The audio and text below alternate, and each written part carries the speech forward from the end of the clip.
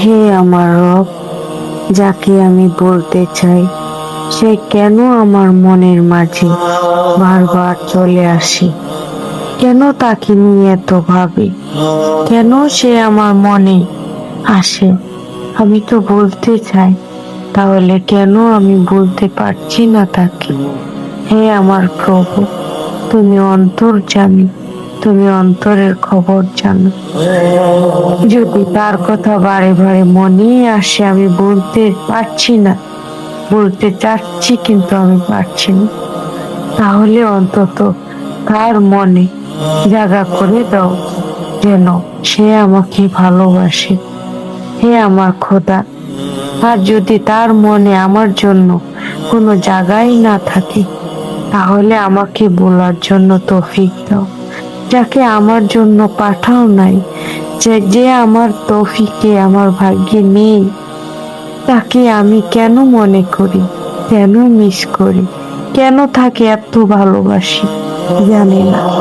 এই সব উত্তর তোমার কাছে একমাত্র আছে।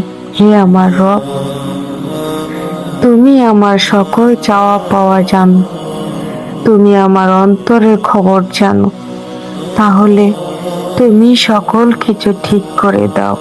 হে আমার প্রভু, তুমি ছাড়া আমার কে আছে বলো? আমার চাওয়া পাওয়া আমি তো তোমার কাছেই বলি, আমি তো তোমার কাছে আমার কষ্টগুলা, আমার সুখ দুঃখ একান্ত তোমার কাছে শেয়ার করি।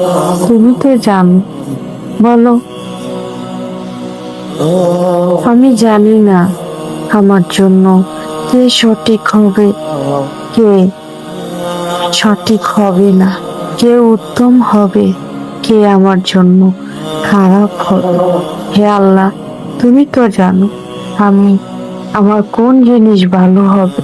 তুমি সেই উত্তম কিছু দান করো, যে আমাকে ভালো রাখতে পারবে।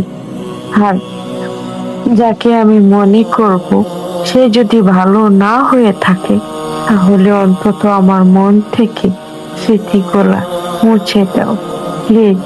হে আমার খোদা, যদি আমি আবার কষ্ট পাই তার কাছ থেকে, জানি খারাপ মানুষের কথা বারবার মনে হয়, বলতে পারি না, কিন্তু তুমি তো জানো, যদি তাকে হেদায়েত নসিব করে থাকো, যদি তার থেকে উত্তম তাকে ভালো দান করে থাকো, তাহলে আমার জীবনে আবার তুমি তাকে পাঠাও। আমি আমার জীবনের সর্বটুকু ভালোবাসা দিয়ে আগলিয়ে রাখার চেষ্টা করব। হে আমার খোদা, জানি না আমার কোন ভুল আছে, আমার ভুল নেই তাও জানি না, সকল কিছু তুমিই জানো। হে আমার রব, তাই তোমার কাছেই বলছি, তুমি সব কিছু ঠিক করে দাও। হে আমার খোদা, মানুষের জীবন চাওয়া পাওয়ার শেষ নেই। আমার জীবনের চাওয়া পাওয়াগুলি আমি তোমার কাছে দিয়েছি। আমার সুখ দুঃখ, আমার চাওয়া পাওয়া সবকিছু তোমার উপরে নির্ভর করে।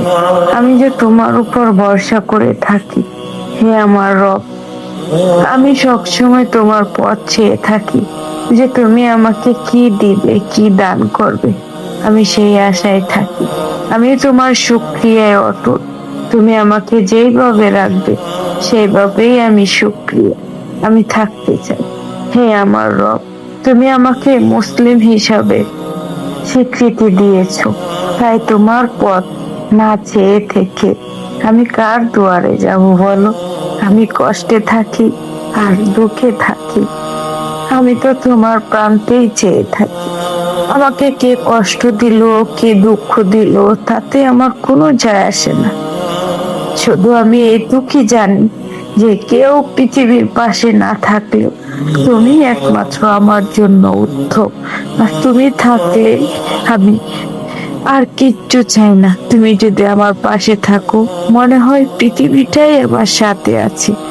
যদি তোমাকে খুশি না করতে পারলাম, তোমার কাজ না করতে পারলাম, তাহলে আমি কেমন বান্দি বলো? তাই তোমার কাছেই আমার সকল চাওয়া পাওয়া বলি, তোমার কাছেই বলি। তুমি আমার চাওয়া পাওয়া জানো। ইসলামিক কষ্টের গল্প। ভিডিওটি ভালো লাগলে লাইক দিয়ে পাশেই থাকবে।